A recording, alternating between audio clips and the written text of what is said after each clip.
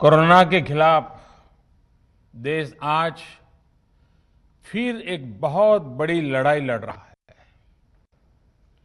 कुछ सप्ताह पहले तक स्थितियां संभली हुई थी और फिर ये कोरोना की दूसरी वेव तूफान बनकर आ गई। जो पीड़ा आपने सही है, जो पीड़ा आप सह रहे हैं, उसका मुझे पूरा एहसास है। जिन लोगों ने बीते दिनों में अपनों को खोया है, मैं सभी देशवासियों की तरफ से उनके प्रति संवेदनाएं व्यक्त करता हूं। परिवार के एक सदस्य के रूप में मैं आपके दुख में शामिल हूं। चुनौती बड़ी है, लेकिन हमें मिलकर अपने संकल्प, अपने हौसले और तैयारी के साथ इसको पार करना है। साथियों, अपनी बात को बताने से पहले मैं देश के सभी डॉक्टरों, मेडिकल स्टाफ, पैरामेडिकल स्टाफ, हमारे सभी सफाई कर्मचारी भाई बहन, हमारे एम्बुलेंस के ड्राइवर्स, हमारे सुरक्षा बल, पुलिसकर्मी, सभी की सराहना करूंगा। आपने कोरोना की पहली वेव में भी अपना जीवन दांव पर लगाकर लोगों को बचाया था। आज आप फिर इस संकट में अपने परिवार, अपने सुख, अपनी चिंता छोड़कर दूसरों का जीवन बचाने में दिन रात जुटे हुए हैं। साथियों, हमारे शास्त्रों में कहा गया है, त्याज्यम न धैर्यम विदुरेऽपि काले, अर्थात कठिन से कठिन समय में भी हमें धैर्य नहीं खोना चाहिए। किसी भी परिस्थिति से निपटने के लिए हम सही निर्णय लें, सही दिशा में प्रयास करें, तभी हम विजय हासिल कर सकते हैं। इसी मंत्र को सामने रखकर आज देश दिन रात काम कर रहा है। बीते कुछ दिनों में जो फैसले लिए गए हैं, जो कदम उठाए गए हैं, वो स्थिति को तेजी से सुधारेंगे। इस बार कोरोना संकट ने देश के अनेक हिस्से में ऑक्सीजन की डिमांड बहुत ज्यादा बढ़ी है। इस विषय पर तेजी से और पूरी संवेदनशीलता के साथ काम किया जा रहा है। केंद्र सरकार, राज्य सरकारें, प्राइवेट सेक्टर, सभी की पूरी कोशिश है कि हर जरूरतमंद को ऑक्सीजन मिले। ऑक्सीजन प्रोडक्शन और सप्लाई को बढ़ाने के लिए भी कई स्तरों पर उपाय किए जा रहे हैं। राज्यों में नए ऑक्सीजन प्लांट्स हो, 1 लाख नए सिलेंडर पहुंचाने हो, औद्योगिक इकाइयों में इस्तेमाल हो रही ऑक्सीजन का मेडिकल इस्तेमाल हो, ऑक्सीजन रेल हो, हर प्रयास किया जा रहा है। साथियों, इस बार जैसे ही कोरोना के केस बढ़े, देश के फार्मा सेक्टर ने दवाइयों का उत्पादन और बढ़ा दिया है। आज जनवरी फरवरी की तुलना में देश में कई गुना ज्यादा दवाइयों का प्रोडक्शन हो रहा है। इसे अभी और तेज किया जा रहा है। कल भी मेरी देश की फार्मा इंडस्ट्री के बड़े जो प्रमुख लोग हैं, उसके जो एक्सपर्ट लोग हैं, उनसे बहुत लंबी चर्चा हुई है। प्रोडक्शन बढ़ाने के लिए हर तरीके से दवाई कंपनियां की मदद ली जा रही है। हम सौभाग्यशाली हैं कि हमारे देश के पास इतना बड़ा मजबूत फार्मा सेक्टर है जो बहुत अच्छी और तेजी से दवाइयां बनाता है। इसके साथ ही अस्पतालों में बेड की संख्या को बढ़ाने का भी काम तेजी से चल रहा है। कुछ शहरों में ज्यादा डिमांड को देखते हुए विशेष और विशाल कोविड हॉस्पिटल बनाए जा रहे हैं। साथियों, पिछले वर्ष जब देश ने कोरोना के कुछ ही मरीज सामने आए थे, उसी समय भारत में कोरोना वायरस के खिलाफ प्रभावी वैक्सीन के लिए काम शुरू कर दिया था। हमारे वैज्ञानिकों ने दिन रात एक करके बहुत कम समय में देशवासियों के लिए वैक्सीन विकसित की है। आज दुनिया की सबसे सस्ती वैक्सीन भारत में है। भारत की कोल्ड चेन व्यवस्था के अनुकूल वैक्सीन हमारे पास है। इस प्रयास में हमारे प्राइवेट सेक्टर ने इनोवेशन और एंटरप्राइज की भावना का बेहतरीन प्रदर्शन किया है। वैक्सीन्स की अप्रूवल्स और रेगुलेटरी प्रोसेसेस को फास्ट ट्रैक पर रखने के साथ ही सभी साइंटिफिक और रेगुलेटरी मदद को बढ़ाया गया है। यह एक टीम एफर्ट है जिसके कारण हमारा Bharat 2 made in India vaccine के साथ दुनिया का सबसे बड़ा टीकाकरण अभियान शुरू कर पाया। टीकाकरण के पहले चरण ही गति के साथ ही इस बात पर जोर दिया गया कि ज्यादा से ज्यादा क्षेत्रों तक, जरूरतमंद लोगों तक वैक्सीन पहुंचे। दुनिया में सबसे तेजी से भारत में पहले 10 करोड़, फिर 11 करोड़ और अब 12 करोड़ वैक्सीन डोज दिए गए हैं। आज कोरोना से इस लड़ाई में हमें हौसला मिलता है कि हमारे health care workers, frontline corona warriors और सीनियर सिटीजन्स के एक बड़े हिस्से को वैक्सीन का लाभ मिल चुका है। साथियों, कल ही वैक्सीन को लेकर हुए एक और अहम फैसला भी हमने किया है।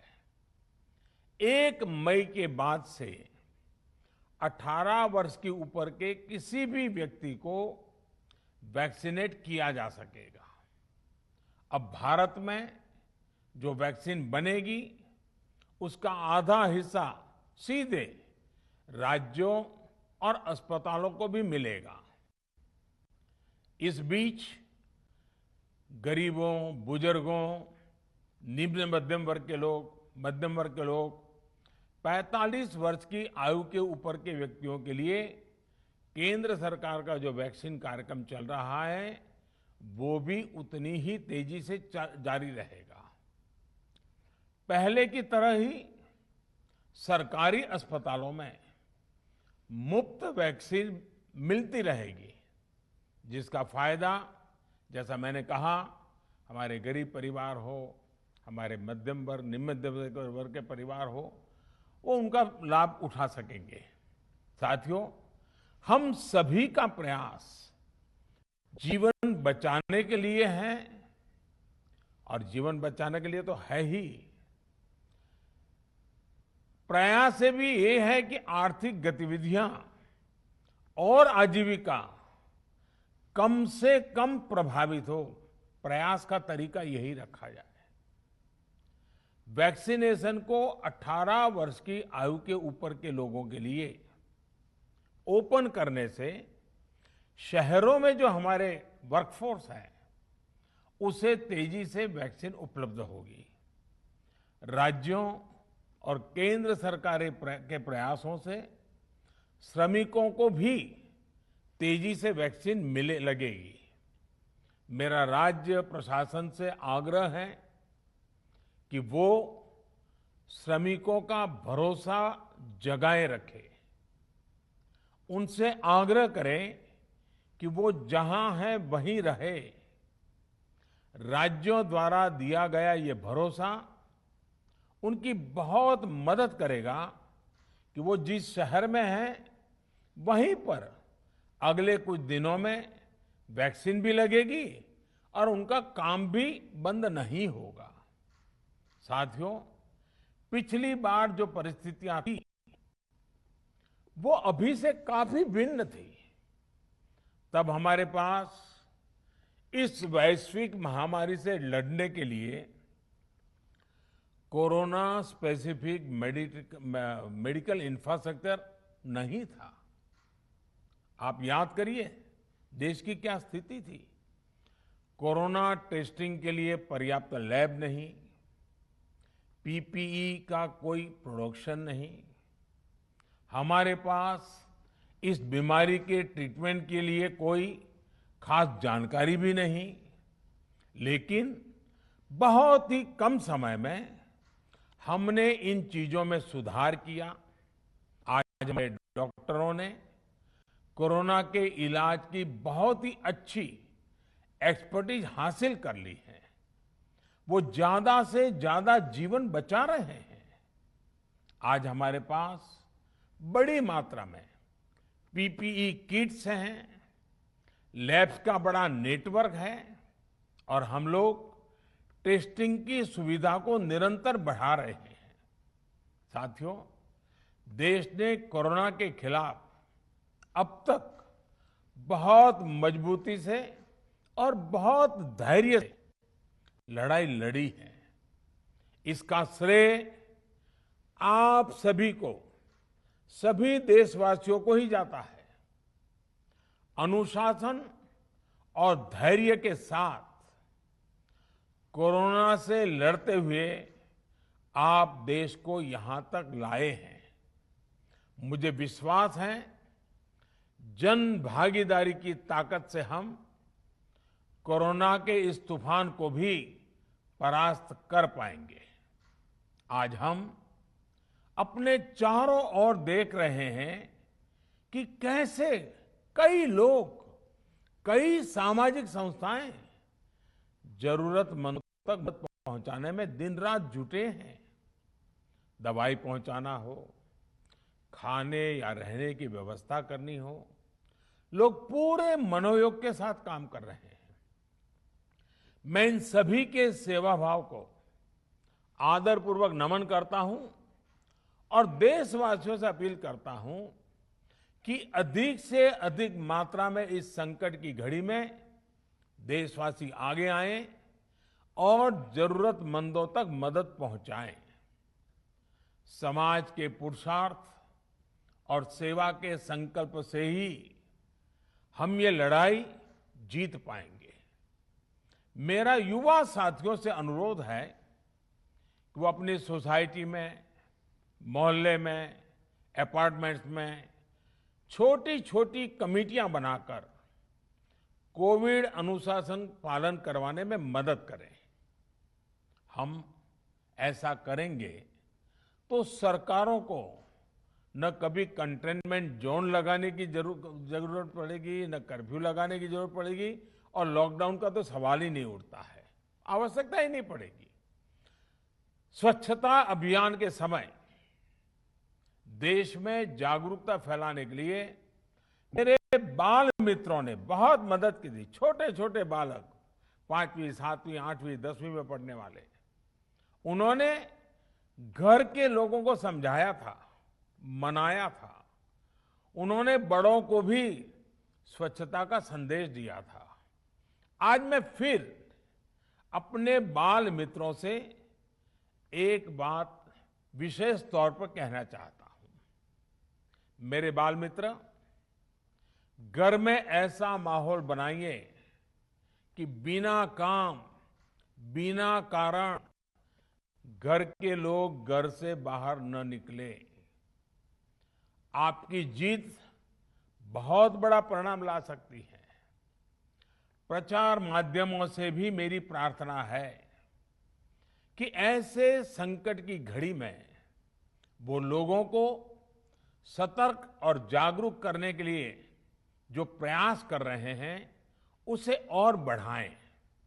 इसके साथ ही इसके लिए भी काम करें कि डर का माहौल कम हो सके, लोग अफवाह और भ्रम में न आए।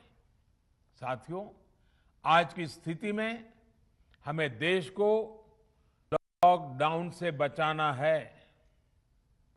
मैं राज्यों से भी अनुरोध करूंगा कि वो लॉकडाउन को अंतिम विकल्प के रूप में ही इस्तेमाल करें। लॉकडाउन से बचने की भरपूर कोशिश करनी है और माइक्रो कंटेनमेंट जोन पर ही ध्यान केंद्रित करना है। हम अपनी अर्थव्यवस्था की सेहत भी सुधारेंगे और देशवासियों की सेहत का भी ध्यान रखेंगे। साथियों, आज नवरात्रि का आखिरी दिन है। कल रामनवमी है और मर्यादा पुरुषोत्तम श्री राम का हम सभी को यही संदेश है कि हम मर्यादाओं का पालन करें। कोरोना के इस संकट काल में कोरोना के बचने के जो भी उपाय है, कृपया करके उनका पालन 100% करिए। दवाई भी, कड़ाई भी, इस मंत्र को कभी भी भूलना नहीं है। ये मंत्र जरूरी है, वैक्सीन के बाद भी जरूरी है। रमजान के पवित्र महीने का भी आज 7वां दिन है।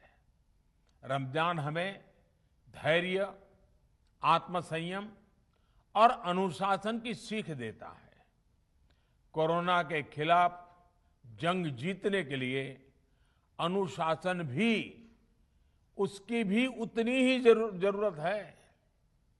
जब जरूरी हो तभी बाहर निकले। कोविड अनुशासन का पूरा पालन करें। मेरा आप सभी से यही आग्रह है।